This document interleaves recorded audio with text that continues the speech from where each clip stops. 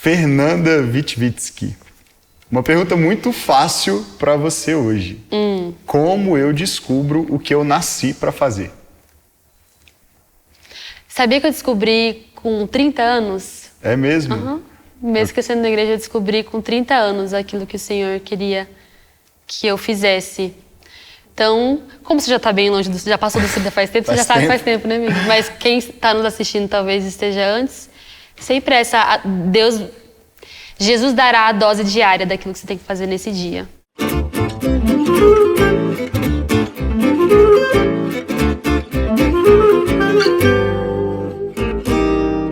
Seja bem-vindo ao Vértice Podcast. Eu sou o pastor Pedro Felizola, da Igreja Vértice, e hoje eu tenho a honra de bater um papo muito especial sobre fazer o que Jesus fez com a minha amiga Fernanda Witwicki. Seja bem-vinda, Fê. Oi, amigo. Que alegria ter você aqui com a gente hoje. A alegria no toda podcast minha. Da Vértice. A gente se conhece há bastante tempo já, temos crescido nessa amizade, a Desse e eu, o Rafa e você, nossos filhos, né?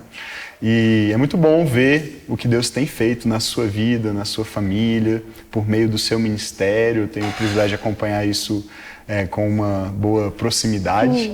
E é maravilhoso ver o desenrolar dessa história. E eu comecei fazendo para você uma pergunta difícil, aparentemente difícil, né? Não sei se é a gente que torna ela mais difícil do que precisa, mas o que eu nasci para fazer, como é que eu descubro o que eu nasci para fazer, o que Deus me chamou para fazer, me vocacionou para fazer. E a razão de eu ter feito essa pergunta para você é porque um dos pilares do nosso paradigma de formação espiritual na Igreja Vértice é fazer o que Jesus fez. Nós cremos que quando Jesus nos chama para sermos seus seguidores, seus discípulos, Ele nos chama para reorganizar a vida em torno de 3 prioridades: estar com Jesus, tornar-se como Jesus e fazer o que Jesus fez. E eu convidei você para essa conversa especificamente sobre o fazer o que Jesus fez, porque eu vejo isso na sua vida. Você Misericórdia. Amigo, você está sendo muito bonzinho. Não de forma perfeita, né? Incompleta ainda, porque estamos todos num processo de aprender com Ele e crescer nisso. Sim. Mas alguém que tem buscado discernir o que Deus te chamou para fazer e então ajustar a vida, reorganizar a vida em torno disso. Então me conta um pouco dessa história. Como você disse que descobriu isso aos 30 anos. Como foi a jornada até descobrir isso? Qual foi a descoberta? E como você tem colocado isso em prática desde então? Nossa, que profundo, né? Você vai falando assim, tá abrindo vários balões de conversa na minha cabeça. Assim, eu chamo o Pedro de amigo. Você sabe que eu tenho amigos que falam assim, como assim, né? Seu pastor, você chama ele de amigo o tempo inteiro. Eu não consigo. Mas eu prefiro que você então, me chame eu chamo de amigo, mas meu amigo, graças a Deus, meu pastor. Eu falei que foi uma descoberta nos 30 anos, porque eu estava pensando, desde que você me chamou para essa conversa, eu fiquei refletindo muito sobre isso, né? Porque eu falei, nossa, como eu vou falar sobre isso sem antes refletir como isso tem refletido na minha própria vida, na minha caminhada com Jesus, né? Sim. E uma das coisas que eu reflito muito, assim, e algo que eu tenho refletido bastante, principalmente nos últimos anos, que eu acho que é até uma problemática de muitos de nós que crescemos na igreja e tivemos acesso a Cristo e ao Evangelho desde sempre. E é o nosso caso, né? Que Nós é o nosso dois caso. vivemos isso. Crescemos na Então, igreja. parece que a gente se fez poucas perguntas, assim, nesse sentido de será que eu estou fazendo o que Jesus faz? Ou será que minha vida tem refletido isso? Porque a gente está tão imerso na cultura gospel, na igreja, nos ministérios, a gente está indo com nossos pais. Eu nasci na igreja, são quase 35 anos, eu não tive um tempo fora desse ambiente, onde eu questionei, me tornei outra pessoa e eu voltei e pude, é isso que Jesus faria, é isso que eu tenho que fazer. Então eu sempre estive nesse ambiente. Sim. Na minha infância, na minha adolescência, eu tive muita influência do Ministério de King's Kids, que faz parte da Jocum, e o lema, né, de King's Kids é conhecer a Deus e torná-lo conhecido. Essa era a coisa que a gente mais ouvia e fazia, assim, tentava colocar em prática através da dança, do teatro, dessa questão mais artística, assim. E também tinha muita questão desse ensino sobre a disciplina espiritual, da devocional, da meditação. Então foi realmente muito importante na minha vida, assim, na minha formação espiritual.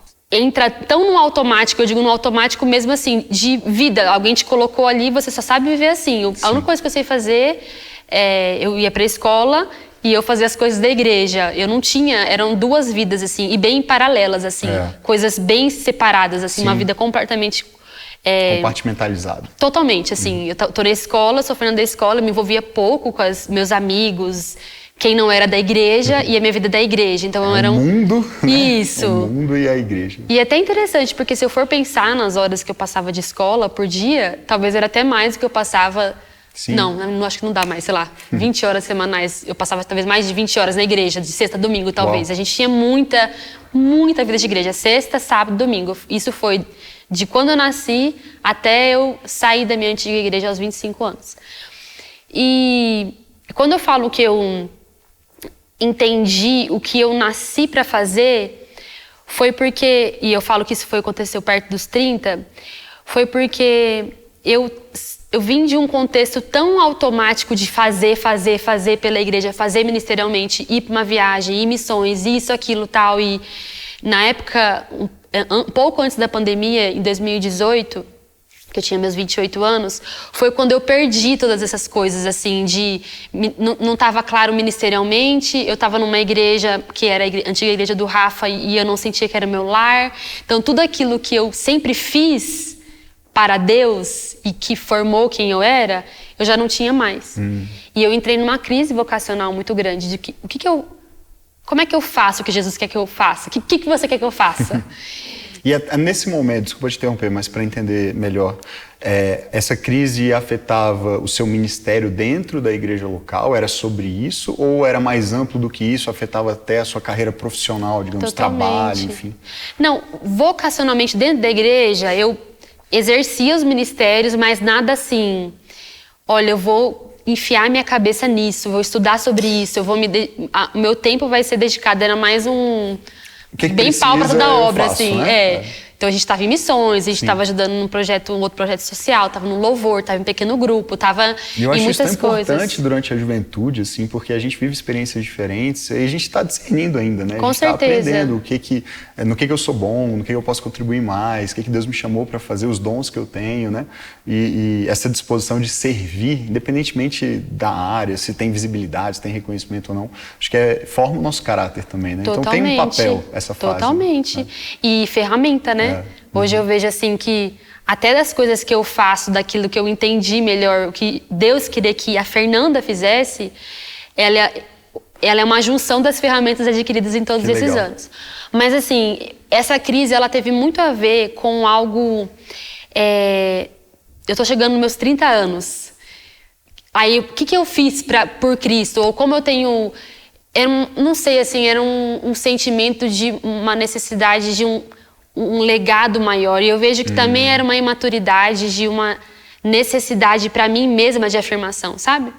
E nesse processo muitas coisas aconteceram. A gente não conseguiu ter filhos, eu era uma arquiteta que não trabalhava com arquitetura, eu era uma missionária que não estava na Espanha, estava no Brasil. Eu estava numa igreja que, por mais que a gente tem muito carinho, amasse e tudo mais, eu sabia que ainda não era o lugar onde a gente iria estar. Então, assim, quando Deus tirou todas as minhas ferramentas visíveis, não só visíveis, mas as ferramentas que eu julgava, estou sendo útil no reino. E aí depois veio a pandemia, e junto com isso já veio a resposta do Senhor sobre a minha vida, assim, mas foi muito importante esse processo do ter nada, assim, eu não sinto que eu tenho mais algo a oferecer, eu não consigo ter filhos, eu não profissionalmente as coisas, a gente só vive tampando buracos, aí o Rafael a gente dá um jeito, a gente faz acontecer.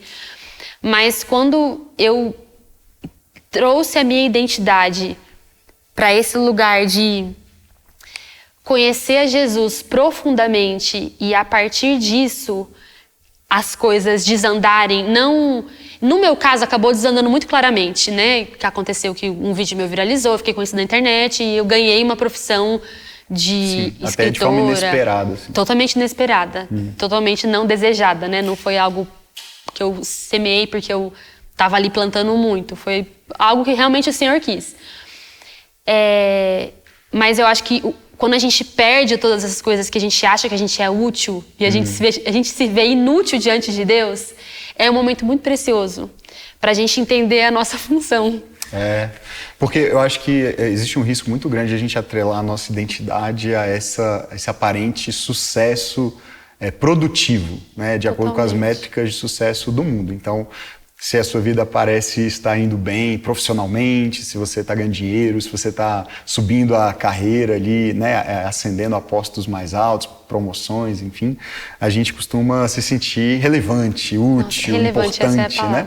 E parece que a gente de alguma maneira importou esses parâmetros de sucesso do mundo para a igreja, para o reino e para o nosso relacionamento com Jesus também, né? Totalmente. Então, o produzir fruto no reino, quando Jesus, por exemplo, em João 15 fala, né, da videira e dos ramos e de que nós precisamos permanecer nele para produzir fruto, porque sem ele nós nada podemos fazer, eu acho que há uma má compreensão do que isso significa, porque a sua história é muito legal por causa desse link de, primeiro, ter precisado buscar em Jesus essa verdadeira identidade, quem você era, para depois o trabalho que surgiu de forma até inesperada ser realmente frutífero, né? Porque isso podia ter te consumido também, ou não? Você não acha que há um risco num fenômeno que acontece atualmente de uma pessoa, de repente, viralizar, ganhar um monte de seguidores e achar que esse é o sucesso? Totalmente. Achar que esse é o fruto? Inclusive, foi a graça e a misericórdia de Deus. Acho que justamente por o Senhor conhecer o meu coração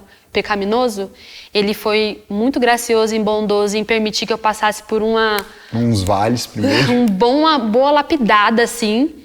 Não que eu agora sustente tudo que aconteça com maestria. Tá pronto agora, vixe, né? porque eu me questiono diariamente sobre como as coisas estão indo. Meu coração está no lugar certo. Eu realmente estou fazendo o que Jesus faria? Ou estou fazendo o que eu faria com o nome de Jesus do lado? Então, eu acho que esse entendimento de inutilidade, assim, não inutilidade para o reino, assim, mas esse discernimento completo, assim, da minha finitude, limitação e dependência de Jesus, me trouxe num lugar muito de até para ver os frutos hoje, eu tento olhar com esse discernimento, assim. Uma coisa que eu reflito muito e fez muito parte da minha crise de não saber, Deus, o que o Senhor quer que eu faça? O que eu nasci para fazer? Tinha muito a ver também com, que é algo que a gente também traz no mundo para nossa vida cristã, que é a gente ser muito bom em algo, ter uma grande autoridade em algo. Então, eu sou e também aparento bastante ser algo muito firmado, as coisas da minha vida, elas são muito claras, e aí as pessoas olham, elas se inspiram e disso flui. Então é meio como até se fluísse de algo muito baseado em mim, assim, sabe? E quanto mais eu conheço a Cristo, mais eu vejo que é o caminho oposto a esse.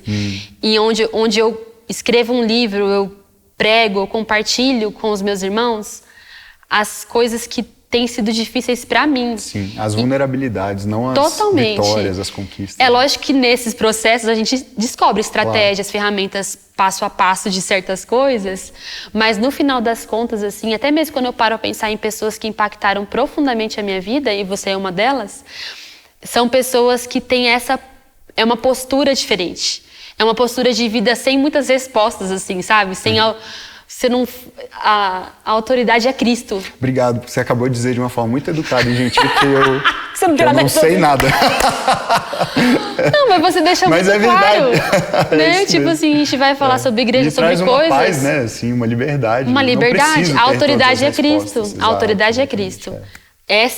Se tem alguma autoridade que eu carrego, é o nome de Cristo. Isso. E isso que me faz...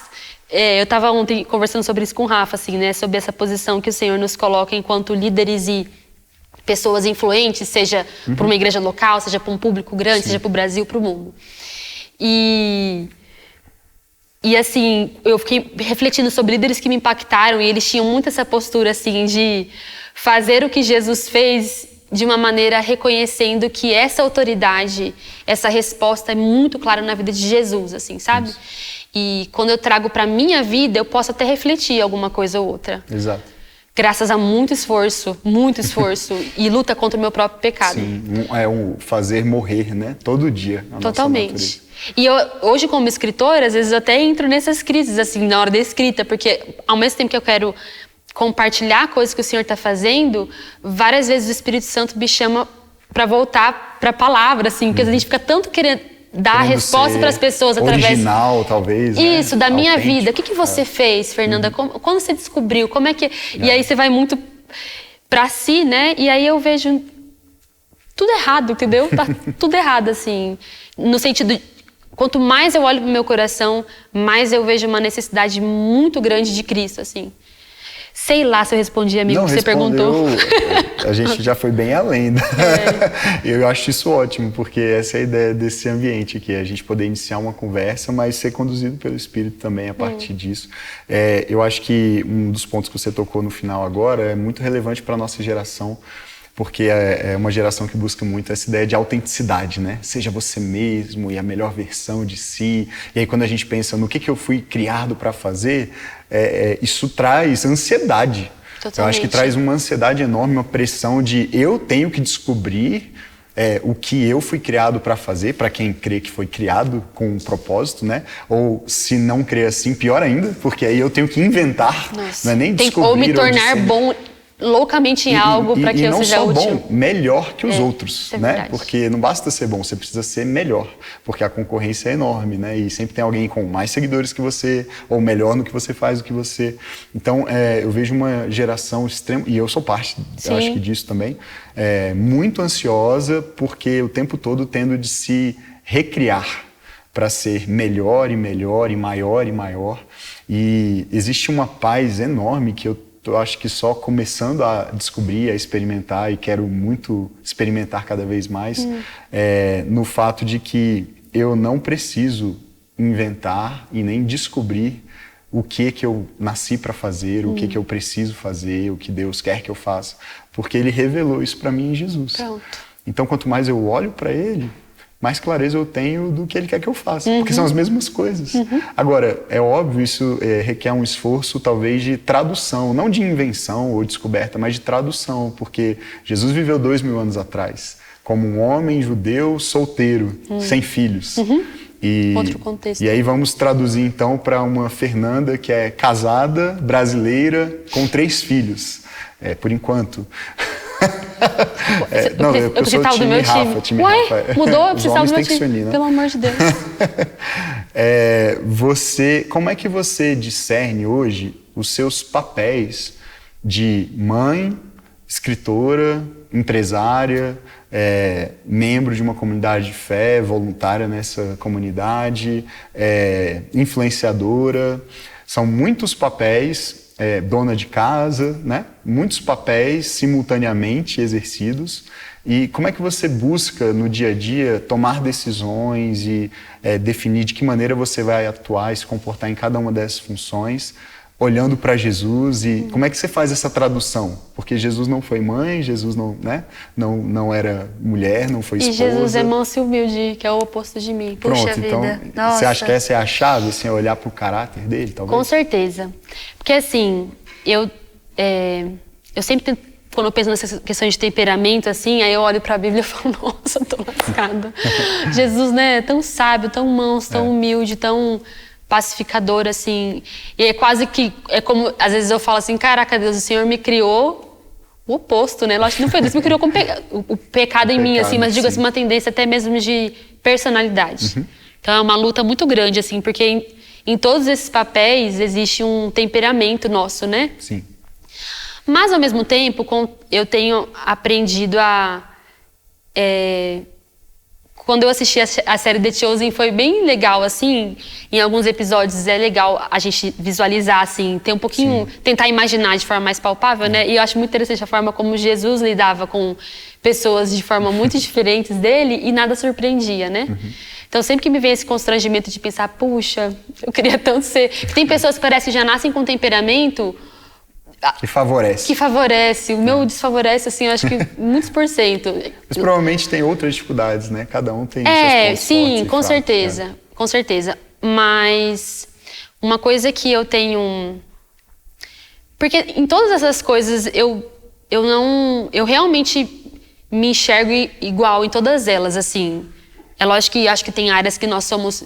Eu estava até refletindo sobre isso também outro dia. Por exemplo, na maternidade, eu tenho uma facilidade muito maior de ser parecida com Jesus do que como esposa. Assim... Interessante. Rafael sempre fala isso pra mim. É inacreditável, assim. A Fernanda mãe ela não é... eu não tenho essa paciência com os meus amigos, com a minha família, com o meu esposo. Entendi. Essa A calma, mesma que você tem com seus filhos. essa mansidão. Eu não... Essa Fernanda... Interessante. Por algum propósito divino aí, o Senhor me trouxe uma ferramenta um pouco mais leve nesse sentido, assim, eu luto um pouco menos contra a minha própria carne. Certo.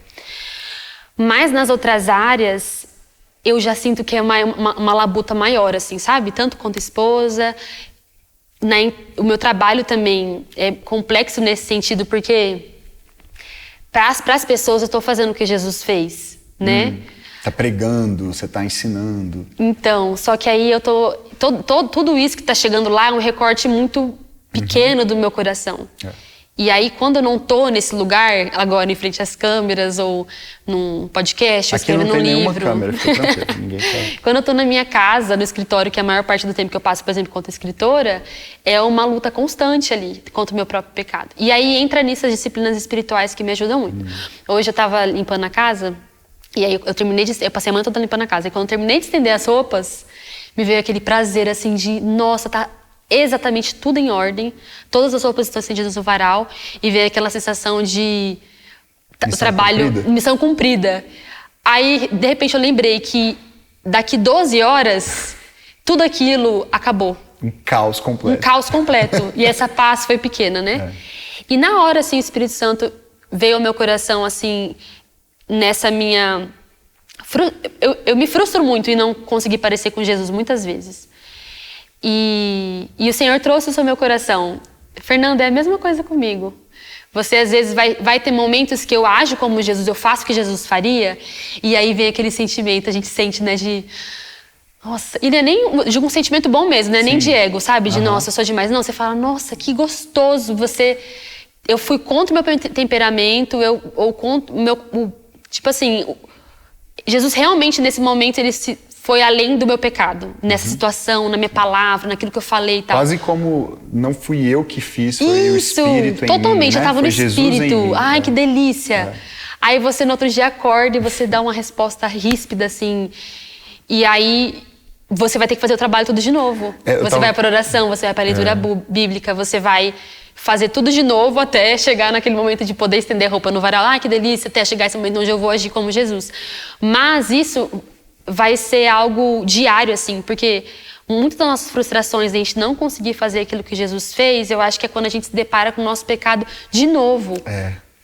E aí eu falo, meu Deus, desanima, né? Dá uma exaustão. Eu li o livro Manso e Humilde, né? Eu estudei, eu fiz o clube de leitura tal, eu li tal livro, enfim, li a palavra, eu ouvi essa música 900 vezes que fala sobre isso. Era pro meu coração estar 100% encucado e agora eu só fazer o que Jesus faria. E às vezes por um motivo besta, né? Pequeno, um momento com os filhos, ou com o esposo, com a esposa, ou enfim... no trabalho, parece que desanda tudo e você tem que remar tudo de novo. Né? Tudo de novo. Talvez por isso Jesus enfatizou tanto a ideia de permanecer, né? Totalmente. Porque em João 15, de novo, né? O permaneçam em mim, permaneçam no meu amor, permaneçam nos meus mandamentos, porque provavelmente conhecendo a nossa natureza, ele já imaginava que a gente ia oscilar, né? E que a gente ia tender ao desânimo, ao cansaço, né?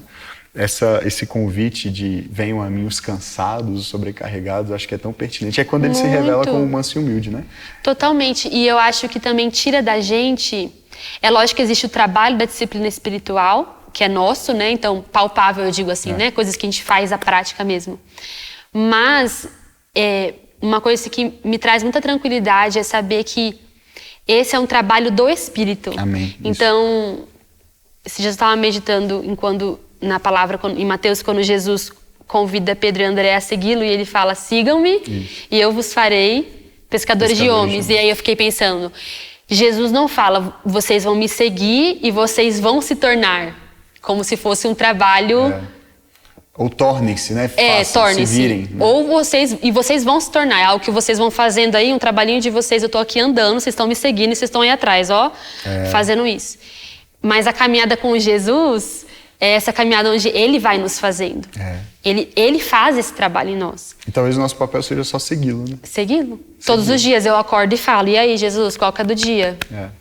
Por isso que eu falei esse negócio assim, que essas pequenas doses diárias eu sou uma pessoa muito ansiosa, assim, como tem me ajudado, porque às vezes eu quero olhar nos próximos 30 anos, a gente tem essa nosso medo de controle, talvez. E também de deixar algo, né? Eu quero deixar algo aqui, que se minha presença não tá, existe um legado para meus filhos, para meus amigos, tal. E aí às vezes quando eu penso a longo prazo daquilo que eu quero que seja, assim, e tem entra muito o nosso ego, a nossa vontade de nós mesmos, né? Mas me tira muita ansiedade saber que Jesus, ele nos dá, ele vai nos fazer diariamente pescadores de homens, sabe?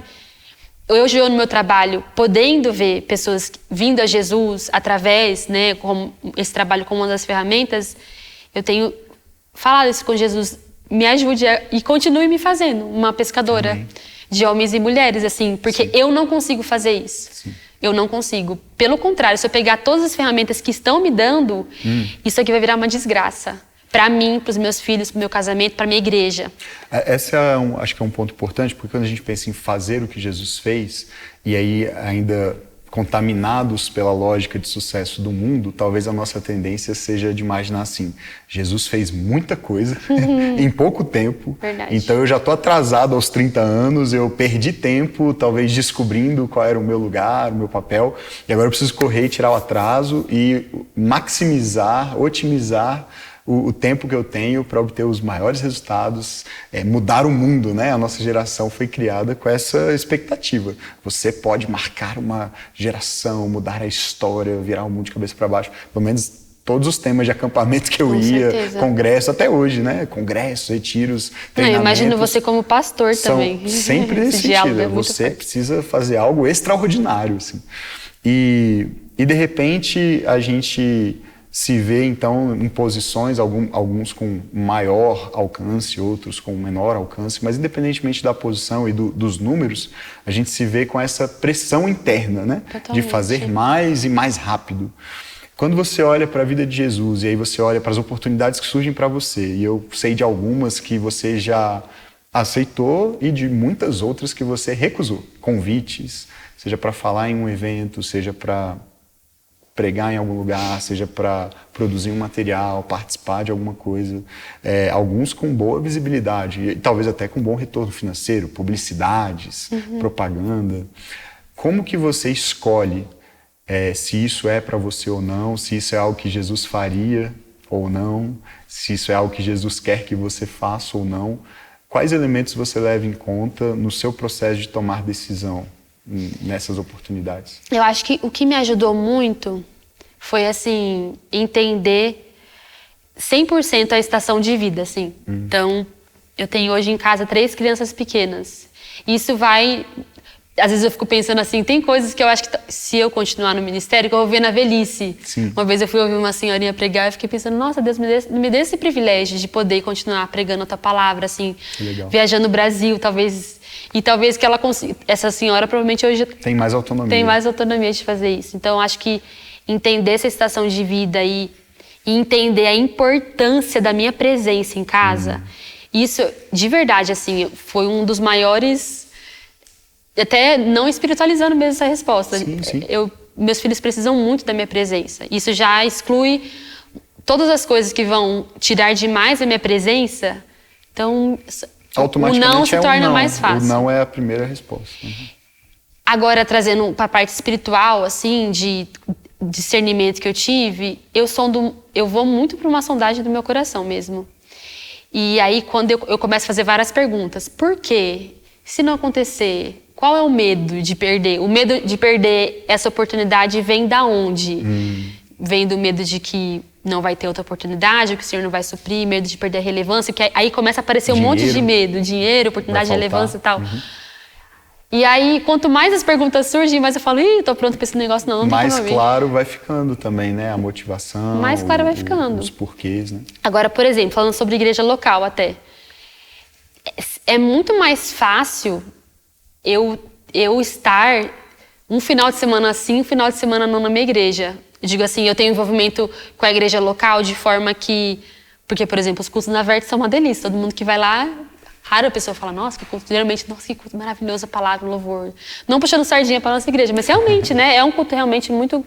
Pela graça de Deus e pela manifestação do Espírito Santo, tem sido Eu sei que os cultos têm sido muito bons na vida das famílias, assim.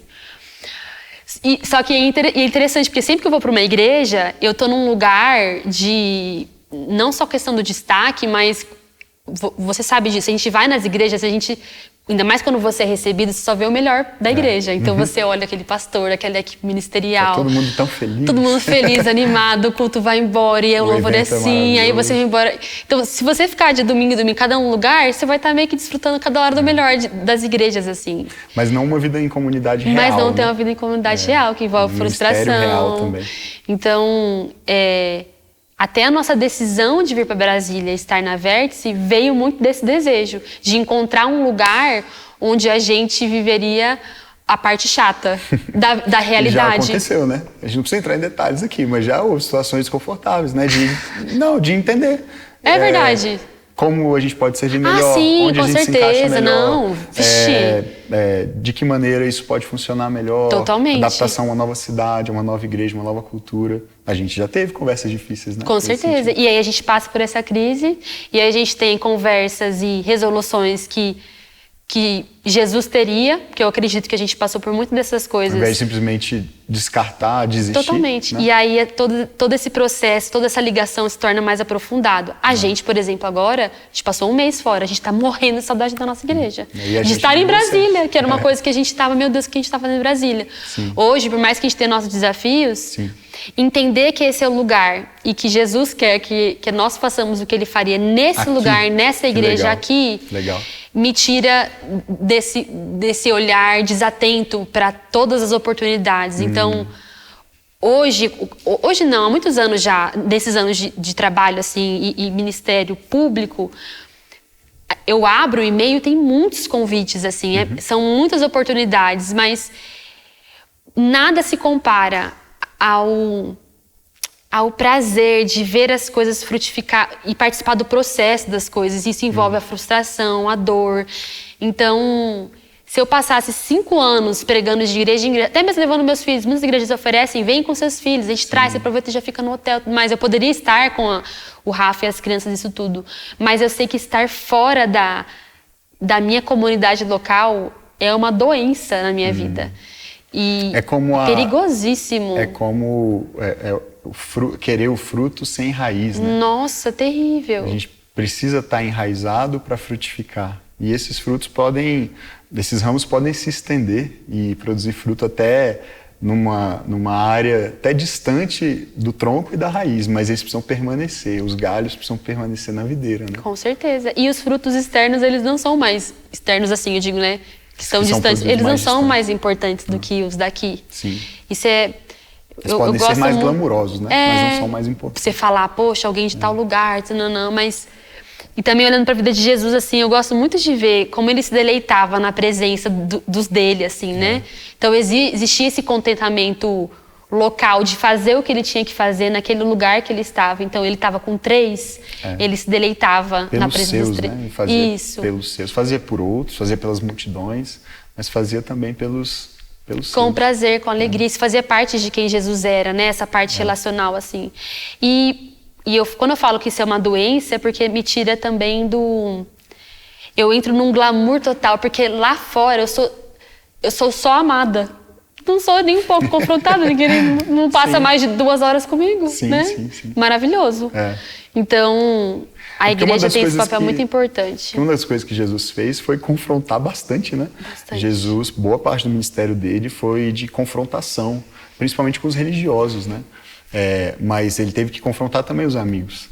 Ele teve que confrontar Pedro, ele teve que confrontar Filipe, ele teve que confrontar aqueles que andavam perto dele e que deram bastante trabalho, inclusive, para ele, né? Mesmo o conhecendo intimamente. Né? Quantas conversas difíceis ele teve. Muito paciente. Você é assim, amigo, misericórdia. Mais ou menos, nem sei. Meu Deus do céu. Mas a Andressa provavelmente discorda. Mas estou falando né? enquanto pastor. Sim. Eu sei que esses papéis são... Isso, e como difícil. você estava falando, em casa, com os filhos é de um jeito, com o Rafa é de outro. É diferente. Na minha vida é a mesma coisa, assim.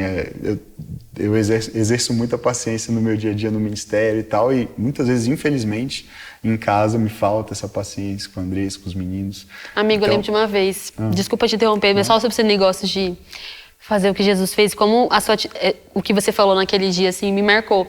A gente estava comentando alguma coisa, sem muitos detalhes, assim, mas aí eu falei que fulaninhos não terem ido àquele negócio, aquele que a gente estava, uma coisa que a gente estava juntos, foi melhor. Eu falei, nossa, foi tão mais leve, foi tão melhor. Aí você falou, caraca, Fernanda, então... Eu não sei se você falou que você está precisando rever isso aí, mas você confrontou o fato de eu estar feliz e aliviada pela não presença daquelas pessoas ali. Eu não me lembro disso, mas eu confio. Eu entrei no carro, eu falei... Cara, e eu ainda falei rindo, assim, sabe? Nossa, foi tão melhor e tal. Tipo, ai, que bom que no fulano não foi. E aí, não lembro qual foi a sua resposta, mas o que você quis dizer é isso, que esse alívio não tem que existir. Que eu precisava aprender a lidar com essas presenças desagradáveis a mim, de pessoas mais difíceis, de pessoas que a gente vai, às vezes... E aí eu fui no carro pensando... Quanta gente chata esse Pedro deve discipular, acompanhar, aconselhar e volta e vem e desiste e você insiste. E aquilo ficou muito no meu coração. E foi muito bom porque depois disso a minha visão mudou, assim. E eu falei, eu preciso suportar mais esses meus irmãos. De verdade, assim, sabe? Suportar é um bom termo, né? Porque é um termo bíblico, inclusive suportem uns aos outros. É um dos mandamentos no Novo Testamento dessa relação que há na igreja, na comunidade local, né? O uns aos outros, aliás, se repete tantas vezes. Amem uns aos outros, perdoem uns aos outros. Isso é possível numa comunidade local. Suportem uns aos outros, exato. Porque eu não preciso suportar ninguém. Nacionalmente falando, eu não preciso suportar ninguém. Não quero, não vou. Exato. Várias vezes eu vou nas igrejas, as pessoas me chamam para almoçar, por exemplo, e eu não... Você pode, inclusive, até bloquear um seguidor que te incomode. Não, com certeza. Né? E aí, quando a gente vai para a comunidade local, eu fiquei pensando nisso, né? Jesus jamais ficaria aliviado com a ausência de alguém. Por conta que aquela pessoa ela incomoda, porque ela não é uma pessoa agradável. Pelo contrário, né? Ele se atrai, ele quer trazer para perto e quer, de alguma forma, ensinar. O Manso e Humilde fala muito disso, né? Inclusive, como o nosso pecado, a gente acha que gera essa repulsa nele, mas, na verdade, ele é mais atraído aos pecadores, né? Ele veio buscar e salvar os perdidos. Nossa, isso é totalmente contra quem nós somos, né? Quanto mais evoluída a pessoa e mais a gente quer estar perto. Eu lógico que também acredito que é um processo muito frutífero, né? Que a gente vai se tornando mais parecido com Jesus conforme isso vai acontecendo, né? Isso ter acontecido, essa sua fala naquele dia, é isso. A gente fala, a gente repensa, mas se a gente não está numa comunidade local, é muito difícil a gente fazer o que Jesus faria, porque a gente está num lugar confortável, né? Exatamente. E um lugar confortável... E eu sempre penso nisso, que eu faço terapia, né? Acompanhamento psicológico. E muitas vezes o acompanhamento psicológico, ele vai muito... Não sei se já aconteceu com você, ele vai muito de frente. À saúde mental, o bem-estar, as coisas que te abastecem. Vai muito contra o sacrifício, a entrega ministerial. Tem que ter um cuidado, né? De discernir esses limites. Porque senão a gente vai sempre pensar no que é mais confortável pra gente e não vai se expor a situações desafiadoras, né? Com certeza. A minha psicóloga pode falar, não, fulano te faz mal, te traz uma energia ruim, uma coisa melhor você ter... E aí eu vou pra Bíblia, eu vou pra Jesus, que Jesus faria, ele tentaria se aproximar. É lógico que... Tem algumas exceções, limites, né? Mas quando a gente fala de comunidade, de conflitos, de decepções, frustrações... Isso confronta demais. Nossa, demais. Fê, essa conversa foi muito boa. Não. Infelizmente o tempo acabou aí. Já? É sério mesmo? Poxa vida. A gente, se Deus quiser, terá outras oportunidades. Por favor. Mas eu queria terminar com uma história. A gente, voltando um pouco no que a gente falou sobre como discernir as oportunidades e essa nossa sede, muitas vezes, de fazer coisas enormes, relevantes, extraordinárias. Eu ouvi uma história sobre o Eugene Peterson. Ele, já numa idade mais avançada, recebeu um convite uma vez para pregar aqui no Brasil, num estádio, numa conferência para 20, 30 mil pessoas. E ele estava demorando para dar a resposta e o filho dele foi pressioná-lo. Ô pai, o pessoal está precisando da resposta lá e por que você não respondeu ainda? Ele, eu tô orando, tô discernindo e tal. E ele, não, mas você tem que ir. Olha a oportunidade que Deus te deu de pregar para uma multidão de jovens, uma conferência enorme, olha o impacto, a relevância disso. E a resposta do Eugene Peterson foi, mas o que será que isso vai fazer com o meu coração? Né? Estar num estádio com 30 mil pessoas lá para me ouvir, o que isso vai gerar em mim? né? Não é todo mundo que pode pisar num palco desse. Puxa, e se o verdade. Eugene Peterson precisou refletir sobre se ele tinha condição ou não, quanto mais nós. E eu não estou dizendo que é errado, né? Deus te deu uma plataforma enorme e ele tem, eu acho que essa é a beleza. Ele tem te orientado todos os dias. Ainda assim, você precisa fazer escolhas. Isso é para mim, isso não é para mim. Será que isso convém, isso não convém? Eu acho que essa é a chave de fazer o que Jesus fez. É a gente manter esse coração nele, né? Estar com ele, tornar-se como ele, para aí sim poder fazer o que ele fez. Flui desse relacionamento. Então, eu queria te agradecer pela inspiração que você tem sido para uma geração inteira de jovens, de mulheres, de mães, de esposas, de casais, você e o Rafa. A bênção que vocês são na minha vida, na vida da Dessa, na nossa igreja. E encorajar você a permanecer em Jesus, porque você nos abençoa muito. Amém. E agradecer a você que acompanhou esse episódio, mais um episódio do Vértice Podcast. A gente volta em breve com novas conversas, novos conteúdos também que a gente está preparando com muito carinho. Compartilha com seus amigos, se inscreve no nosso canal. Deus abençoe muito a sua vida.